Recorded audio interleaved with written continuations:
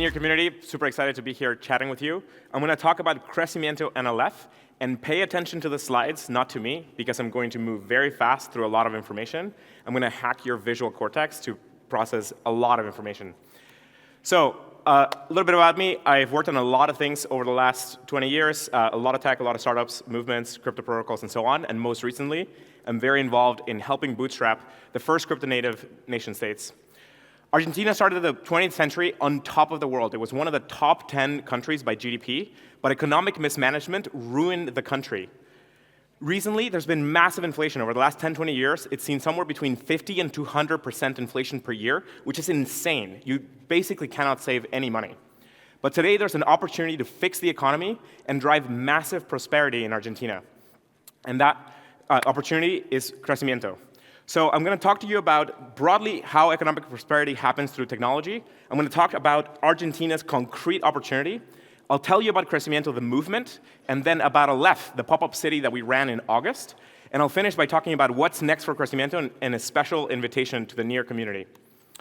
Technology is the strongest driver of human progress. When you see the human condition over the last few hundred years, there's been steady improvement through the development of science and technology.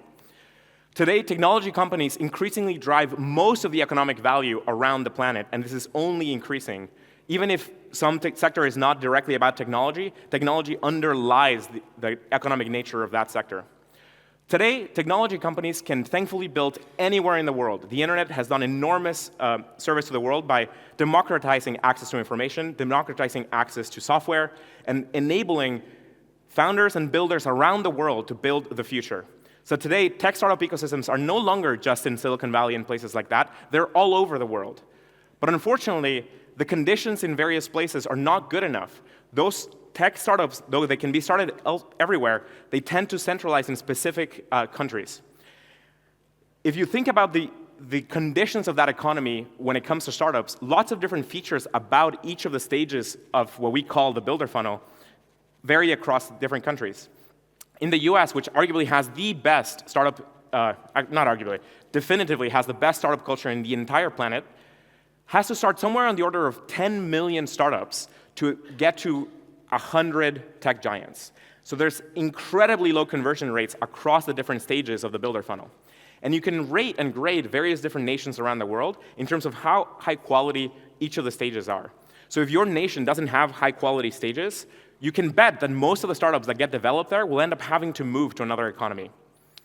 Now, startups can achieve product market fit in somewhere between 1 to 4 years. Sometimes it takes longer, but on average, it's very easy within 1 to 2 years to see if some business model will work. But startups require somewhere between 5 and 15 years to grow and develop that into a strong business. So startups need good economic environment with longevity. Many of these particular countries do not have such a long-term good conditions. You have to think about tech companies in an evolutionary landscape where there's tons of tech companies emerging, and over time they either thrive in good conditions or end up having to move to other places. So companies flow from worse economies down through gradient descent into better economies. So as a nation state, you don't just have to do better and improve your conditions, you have to look at the best possible top-tier environment and emulate that. Today, that's happened across a set of financial centers around the world. This is why Seoul, Singapore, Dubai, and a number of other places are incredible environments for startups. It started not by just improving conditions, but by looking at the top-tier, best possible conditions and establishing that. Today, crypto is software eating law in finance and can enable building better economies around the world with crypto primitives. You can build entire economic infrastructure for a nation state using crypto primitives. You can borrow from the best possible environments, design an economy in a box, and install it in a particular location. Now, let's talk about Argentina's opportunity. Argentina can become a top 15 or top 10 economy in 3 to 6 years if it deeply invests in its technology development. Today, there's massive frictions in the economy. There's terrible inflation and unstable monetary policy. Argentines tend to have to exit the economy to hold value. There's lacking basic infrastructure like loans, credit, mortgages, and so on. There's tremendous friction in doing business. It's a pretty low score in terms of the ease of doing business. There's no good business capital for investing in startups, almost no angel investment culture, almost no VC funds, And any kind of startup that starts or begins starting in Argentina ends up having to move away. Most of the Argentine founders that I know end up having to build their companies in Uruguay, in the US, or somewhere else in the world. And today, there's basically a huge legal vacuum for technology infrastructure. There's a lot of interest in Argentina to bring and attract various industries, but there's no good structures for supporting that kind of innovation. Now, when you think about all of these particular frictions, you can immediately think of concrete crypto primitives to build infrastructure, financial infrastructure for startups in an environment using crypto tools. Loans and mortgages, you can think of the DeFi loan markets. The ability to hold units of account that hold economic value, swap through DEXs to specific stablecoins. Worried about different kinds of monetary policy, and you build a currency that has much tighter controls and prevents certain kinds of printing. So in order to greatly upgrade the Argentine economy, all we need to do is build specific products and specific services that can be used by millions of people in the economy to solve those particular problems. So from my perspective, we just need somewhere between 10 or 20 successful startups solving these individual frictions, and we can vault the entire Argentine economy to being a top-tier international financial center. Crypto is the opportunity. You cannot quite do that with the standard legal structures. Argentina needs to leapfrog the rest of the world. So Argentina today has tremendous tech talent. There's lots of startups being built, but most of them have to move.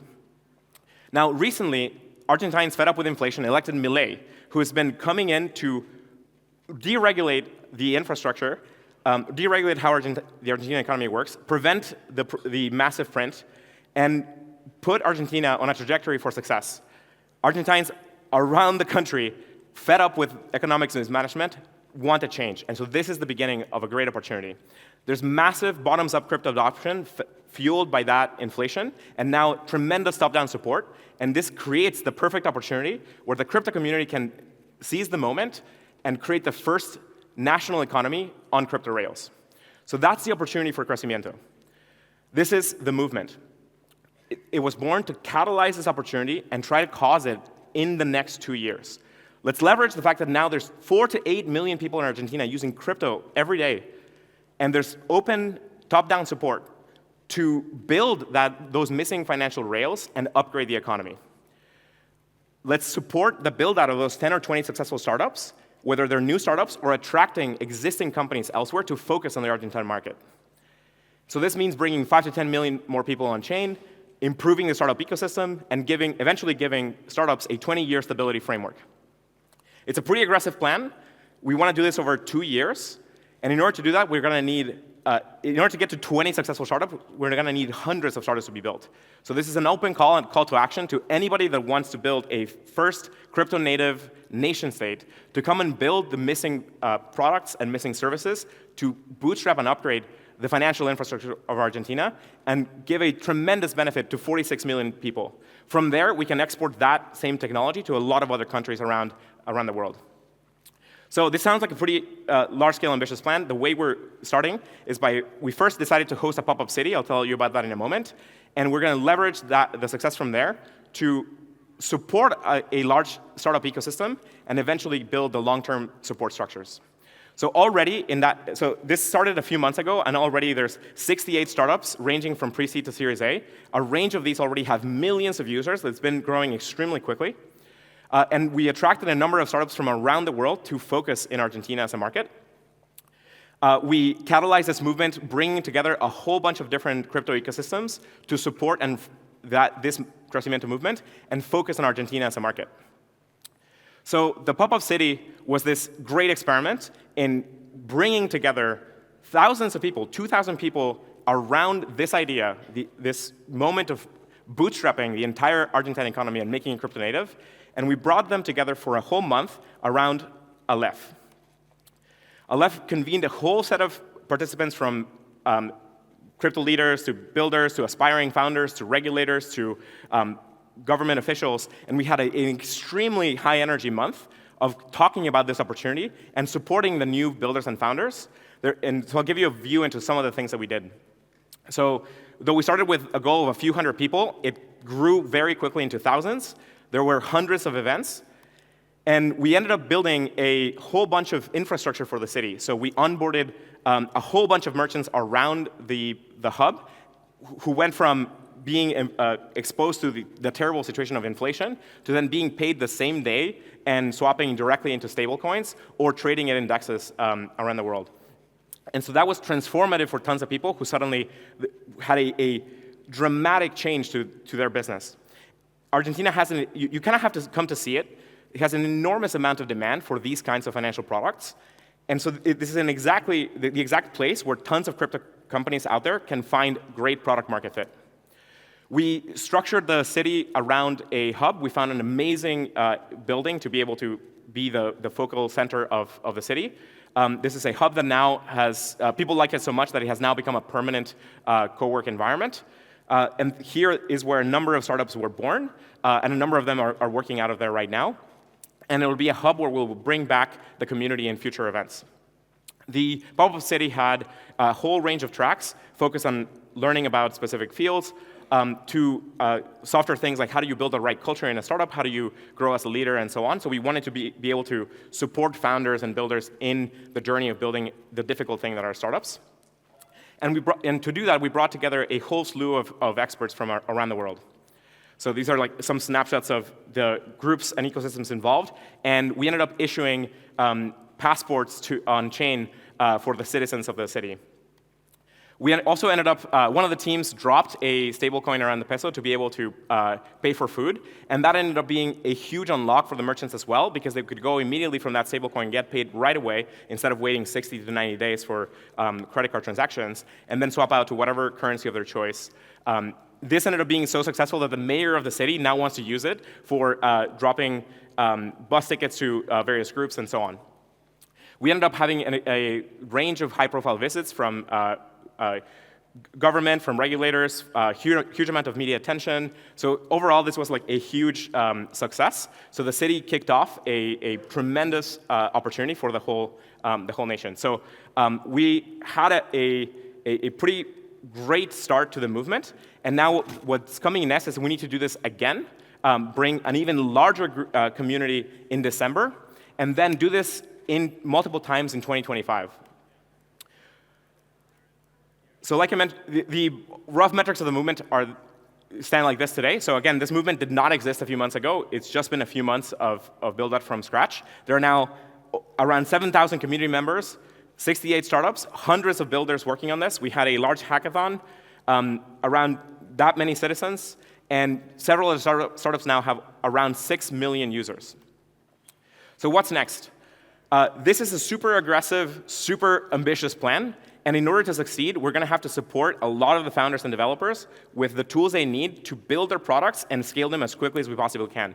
So we're structuring a range of accelerators to go back to back. The first one starts in November. So if you're an aspiring founder that has a startup and need an accelerator, come join us in December. There'll be a bunch of them during 2025. And we also found the need for a founder school to help a lot of aspiring founders that don't yet know how to build a company, aren't quite yet ready for an accelerator, to learn a lot of the relevant knowledge and materials as fast as possible to be able to get going. Again, if we can do this by 2026, because Milei's window is very short, who knows what's going to happen in the next election, we just have this 2 to 3 year time scale to reach this level of success. If we can do this, if by 2026 we can have another 4 to 5 million people on chain and start unlocking massive prosperity for Argentinians, we can then lock in a crypto financial infrastructure for the entire economy and upgrade a country that has had such a troublesome history with its economy into Code's law type rules that prevent mismanagement. So in order to do, there's a whole range of programs required to do this. A lot of participants around the community are building all kinds of things across the builder funnel. And we're also, one of the really cool ideas that came out of the movement is to build the first on-chain city. So what a set of us are going to do is we're going to actually construct a digital city and embed it with concrete a legal structure, and then eventually end up with an economic zone associated with the digital city.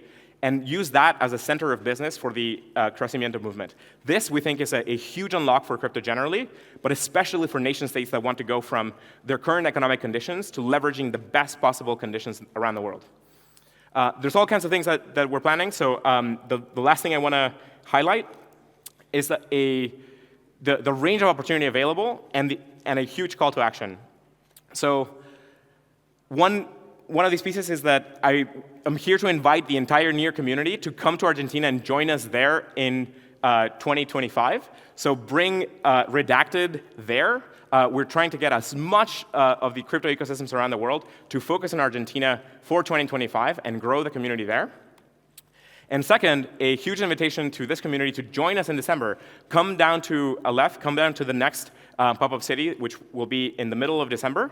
And if you're interested in that, we have Crecimiento Day on Monday, and come find it. You can join the Telegram group here and get info about where it is. So thank you very much. I hope that you can join me in upgrading the infrastructure of Argentina. And if we can do that well, we can then export that structure to all of Latin America and eventually the rest of the world. Thank you very much.